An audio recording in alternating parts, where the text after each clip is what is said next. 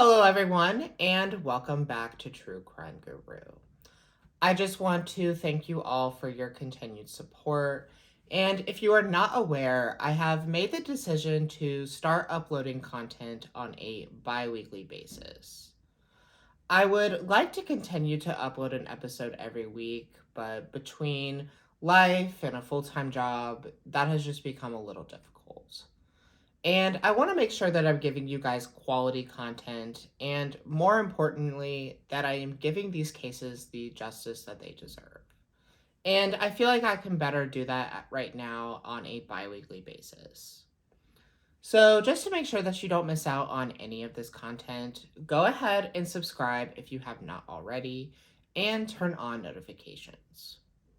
I also might have some updates on past cases coming up, so please make sure that you follow the channel on all social media platforms where I will post such updates and information on how you can help out with these cases. Now, with that out of the way, on to today's case. On August 29th, 1997, a few members of the Vancouver, Washington community would make a gruesome discovery in a local park. They would locate the deceased body of a teenage boy who had obviously met a horrifying fate. Unfortunately, like most communities around this time, and well, even now, the community of Vancouver had been plagued with drugs and violence. So this murder was not necessarily shocking in itself. But since the victim was so young, this murder had hit closer to home than most. This is the story of the still unsolved murder of 17-year-old Carle McConnell.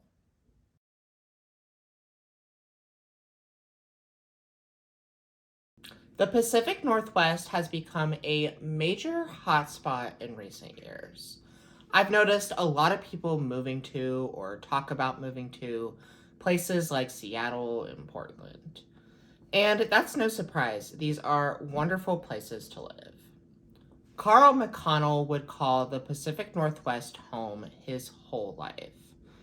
He was born on January 26, 1980, to his parents, Clark and Lonnie McConnell, in Portland, Oregon. And the McConnell family lived in Vancouver, Washington. Now, I know when people think of Washington, the first thing that comes to mind is Seattle. But I promise there is a lot more to Washington than just Seattle. And Vancouver sits right on the Washington-Oregon border and is only about 9 miles or 14 kilometers from Portland, and is almost like a 3-hour drive away from Seattle. So it's more of a suburb of Portland. Clark and Lonnie would go on to have another son named Matthew about 3 years after having Carl. Now, it's unclear to me exactly what happened, but Clark and Lonnie would not remain together. And I actually did not see Clark mentioned anywhere in any of the source material. So, as far as what kind of relationship Carl and Matthew had with him and what those dynamics were like, I have no clue. But Carl and Matthew would remain in Lonnie's custody, and according to her, growing up, Carl was like the dream child. I know that when you're a parent, especially a single parent, trying to teach your kids things can be really hard and sometimes frustrating. But Lonnie says that she loved to teach Carl things. He had a very curious nature, and she says that he would like watch her do stuff like cook so that he could do it too. In fact, Carl loved to cook and would even have dinner ready sometimes when Lonnie came home from work.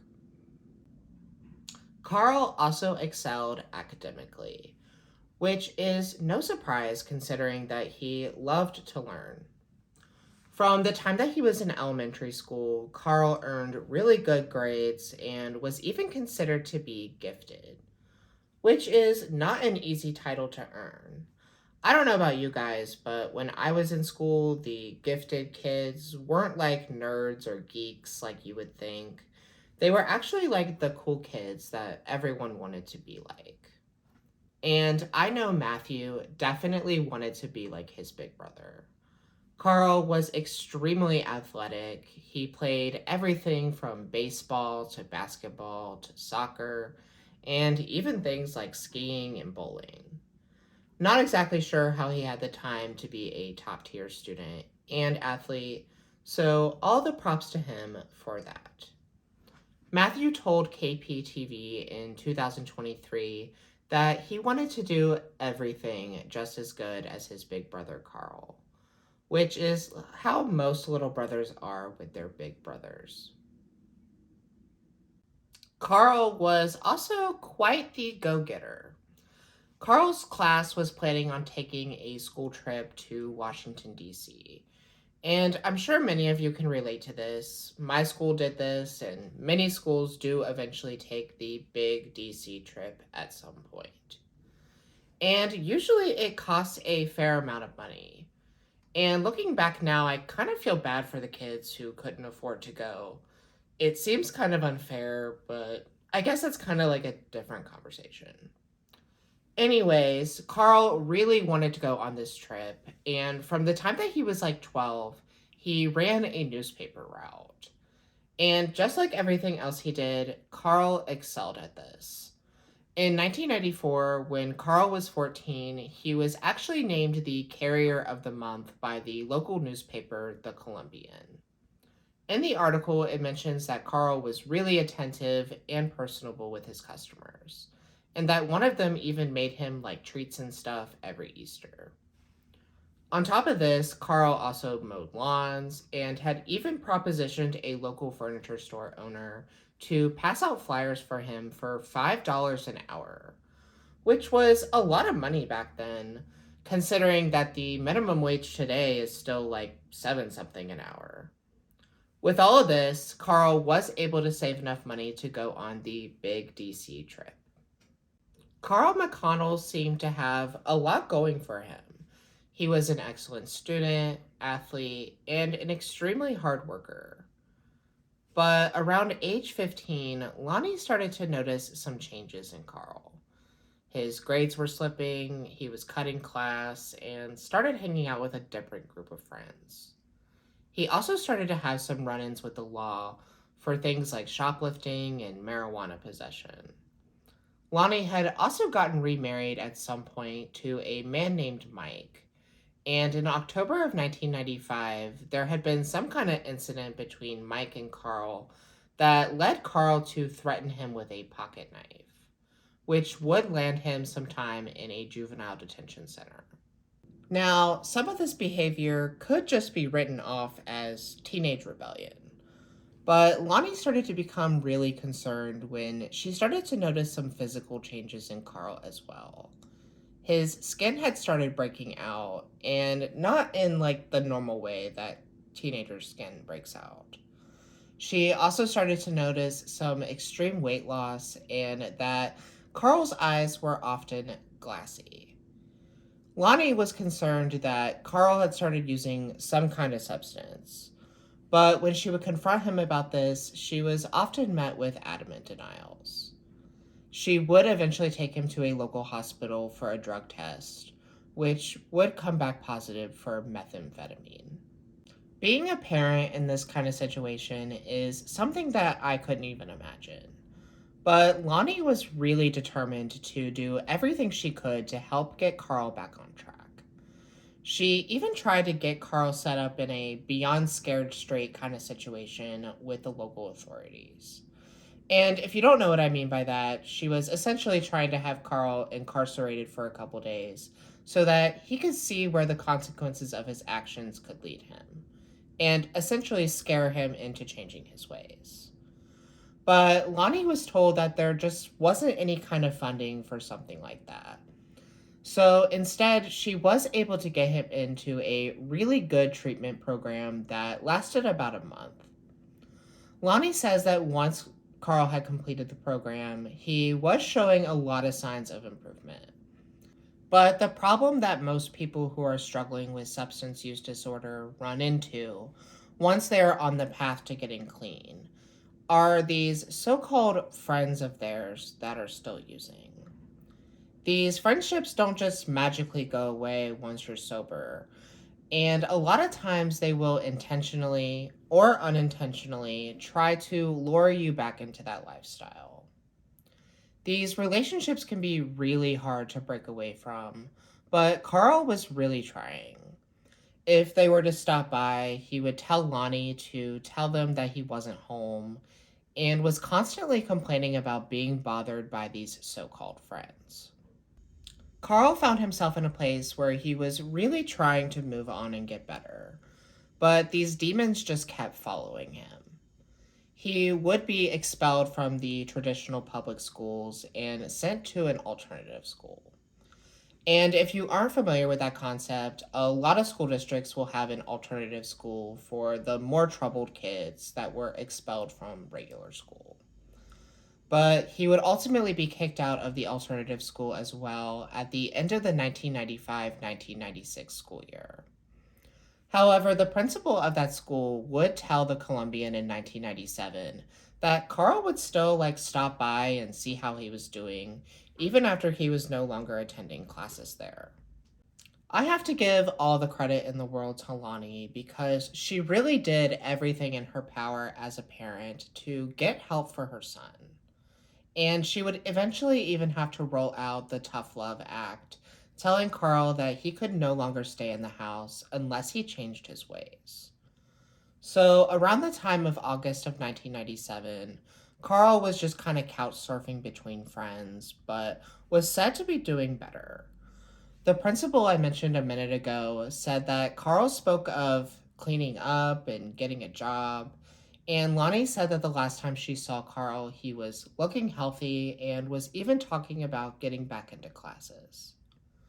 But before Carl even had the chance to act on any of this, someone would make sure that that would not happen. Friday, August 29th, 1997, was the kickoff of Labor Day weekend. Just a heads up, if you do any further reading into this case, a lot of the source material says that it was Memorial Day weekend, but that is at the end of May, and this is the end of August, so it was definitely Labor Day weekend. Lonnie was on a camping trip that weekend, and I don't know exactly if her husband Mike was with her or not, but we can only assume that he probably was. Carl's younger brother Matthew was staying at a friend's house, and as I mentioned, Carl was just kind of staying with friends at this time, and it has not been reported who and where he was staying with that weekend. Around 10 p.m. on Friday night, some local residents passing by the Burnt Bridge Trail near Sam Brown Park had made a gruesome discovery. The body of 17-year-old Carle McConnell had been located in the 1600 block of Divine Road in Vancouver. It was reported that Carl was shot multiple times, but specific information like where he was shot, what kind of weapon was used, or if there were any shell casings found, has not been made public. It is also unclear what Carl was doing at this location so late in the evening. He could have just simply been on a walk, but he also could have been meeting someone or headed somewhere, but we just don't know. Matthew said that he did not come home until Sunday, that Labor Day weekend. And he had recalled to KBTV last year that he had definitely felt something off about the house, and it wouldn't be long before he found out why. Matthew said that he was in complete and utter disbelief that someone had taken his big brother from him in such a heinous way. Matthew was only 14 at the time. The lead detective on this case was Detective Wally Steffen with the Vancouver Police Department. He just could not understand why someone would want someone so young dead. One thing that he said that I was surprised to read, yet pleased, was Detective Steffen did not consider Carl's case to be any less than because of Carl's history. He told the Columbian in 1998 that he felt that Carl was just a lost kid that had a high probability of straightening out, and that he did not consider Carl's case any less worthy of being solved just because of his struggles. even going as far to say that the murder was, quote, an insult to the community, end quote. But just because the detective felt this way does not mean that the media carried the same attitude. You may have noticed that I have a lot more information about Carl before his murder than the actual murder itself. And that is because the reporting was really focused on Carl's lifestyle. And I'm not saying that none of this is important. I mean, you guys know I try to give as much information as I can about a victim. But we also need to know about what happened to them. And a lot of this could be because the police have kept a lot of these details close to the vest. But the way the reporting was done was really focused on Carl's substance use. And if you couple that with our society's attitude towards that kind of thing, I can definitely see why some people were not compelled to even care about this case, which is probably a major factor as to why it is still unsolved. Even though Detective Stefan did not consider Carl's substance use a reason not to take this case seriously, he obviously could not ignore the possibility that it was linked to his murder. In fact, Stefan had interviewed over 25 of Carl's associates and even arrested at least 6 of them for unrelated crimes. But as far as I know, none of these interviews had turned up any leads. However, Detective Stefan does believe that Carl's killer was someone that he knew, and even told the Colombian, quote, "I've probably already talked to the suspect," end quote. So let's explore this a little bit because I have to say that I do agree that this was not random and Carl's killer was likely associated with him in some way. As I mentioned before, Carl was really trying to break away from these so called friends while on his journey towards recovery. He even made some eerie statements like he felt deceived by them. Now, I don't know exactly what Carl meant by that, but it obviously does not sound good. And it only makes me wonder if something was going on within Carl's circle, or maybe he was wrapped up in something that was way over his head. I really wish we knew why Carl was on the Burnt Bridge Trail on the night that he died.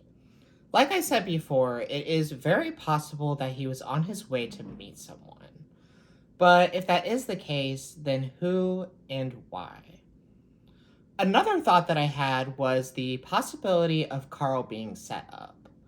Like maybe one of his friends, and I am using the term friends lightly, had asked Carl to meet them at the park, only for him to be met with some kind of ambush that ultimately led to his death.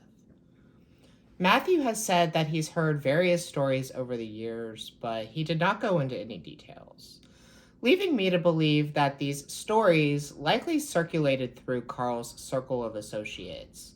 And whatever they are, there is probably some kind of truth in there. Another possibility is that Carl's murder was somehow related to the local gang activity.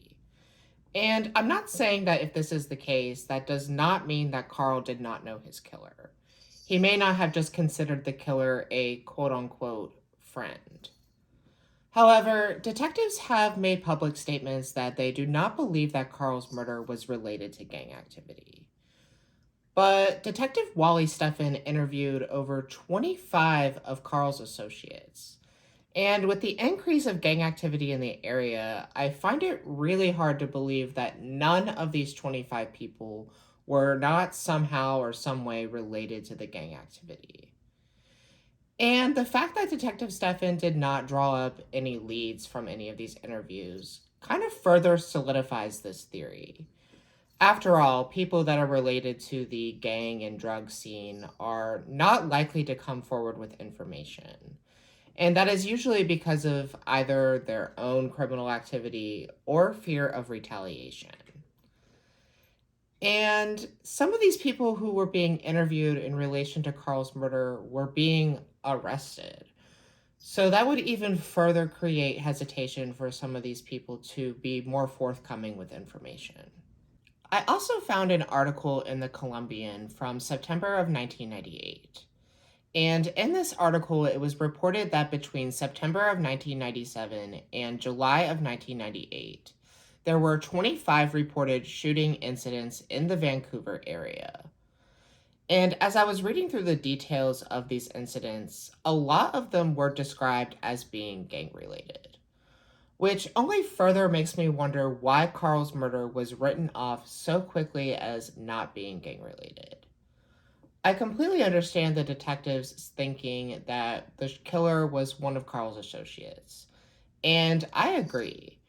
But I also believe that this theory and the theory of the murder being gang related could be one and the same. But what about motive?